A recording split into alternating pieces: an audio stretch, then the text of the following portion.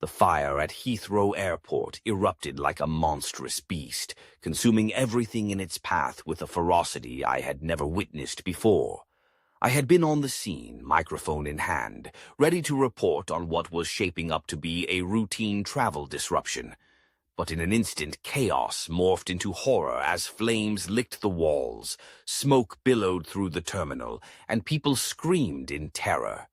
The acrid smell of burning plastic and singed hair invaded my senses, but it was the sight of a child, lost and alone amidst the throng, that seared itself into my memory. I grabbed the little boy, pulling him towards safety, but just as we reached the exit, the ceiling above us cracked and fell, a jagged piece of metal slicing through the air like a knife.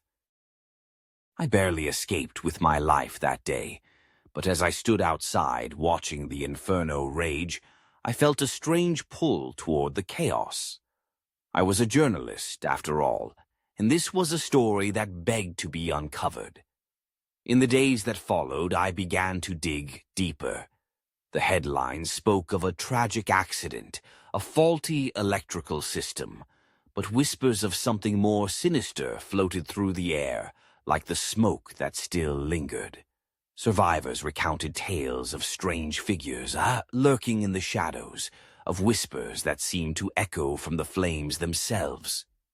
I became obsessed with the idea that there was a truth hidden beneath the surface, a truth that someone or something wanted to keep buried. Nights turned into a blur of restless sleep and frantic research. I found myself haunted by nightmares, vivid and suffocating.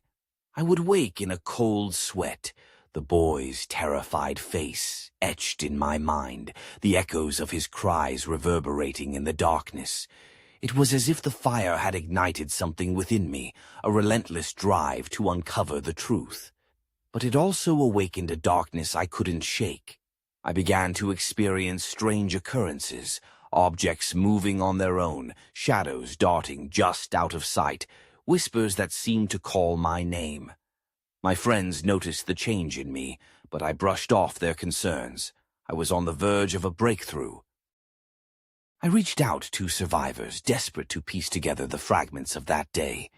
Each interview was like peeling back layers of a rotting onion, revealing the stench of fear and confusion. One woman, her voice trembling, spoke of a figure she had seen in the smoke, a tall silhouette with eyes that glowed like embers. Another man claimed he had heard voices urging him to stay, to embrace the fire.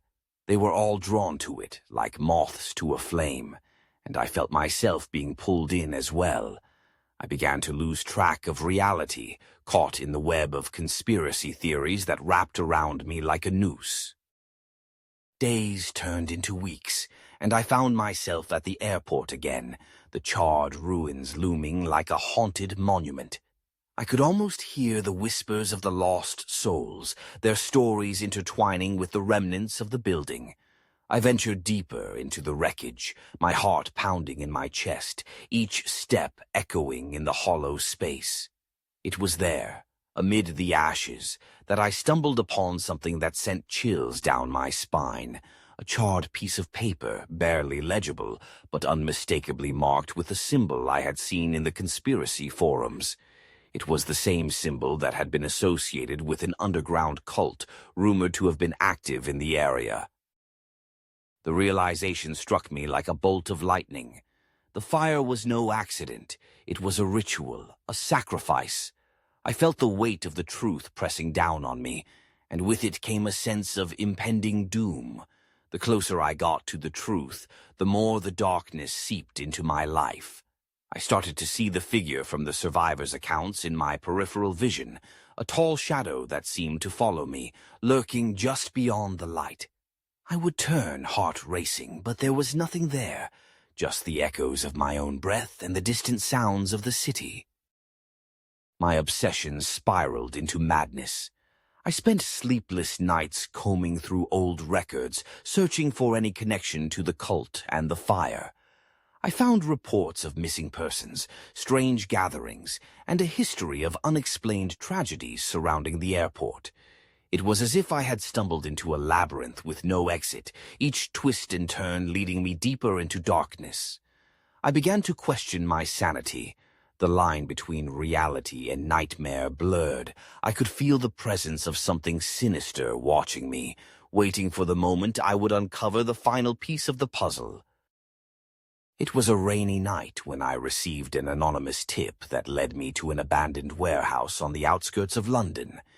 The air was thick with tension as I stepped inside, the sound of dripping water echoing like a heartbeat in the silence. My flashlight flickered, casting eerie shadows on the walls as I moved deeper into the building. I could feel a chill in the air, a sense of foreboding that prickled at the back of my neck. I had come too far to turn back now. I needed to know the truth. As I reached the center of the warehouse, I found a makeshift altar surrounded by candles, their flames flickering like desperate souls. The symbol from the paper was etched into the floor, surrounded by photographs of the victims from the airport fire. My heart raced as I realized I was standing in the very heart of the cult's rituals. Just as I began to piece together the significance of what I was seeing, the temperature dropped and I felt a rush of air, as if something had passed through me. I turned and there it was. The figure, tall and imposing, its eyes glowing like coals in the darkness. I was frozen in place, terror gripping me as it stepped closer. I could hear whispers, a cacophony of voices urging me to join them, to surrender to the darkness. My mind screamed for me to run, but my body refused to obey. The figure raised its hand, and I felt a pull, as if the very essence of the fire was reaching for me, drawing me into its depths. In that moment, I understood the truth. The fire was not just an accident. It was a gateway, a passage to another realm. The cult had sought to harness its power, and I had unwittingly become a part of their dark design.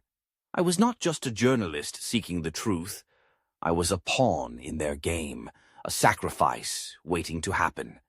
The realization washed over me like a wave, and with it came a surge of clarity.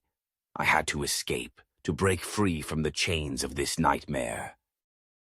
I turned and ran, the shadows closing in around me, the whispers growing louder. I burst through the door, gasping for breath as I stumbled into the rain-soaked street. But even as I fled, I could feel the darkness trailing behind me, an insidious presence that would not let go. I had uncovered the truth, but in doing so I had awakened something far more terrifying than I could have ever imagined. In the end, I realized the truth was a double-edged sword. I had sought it out, driven by a desire for justice, but in doing so I had unleashed a darkness that would follow me for the rest of my life. The chilling experience at Heathrow had changed me irrevocably, and as I lay in bed each night, the whispers lulled me into a false sense of security, only to awaken me with the reminder that the fire was never truly extinguished. I was bound to the truth, and the truth was a haunting presence that would never let me go.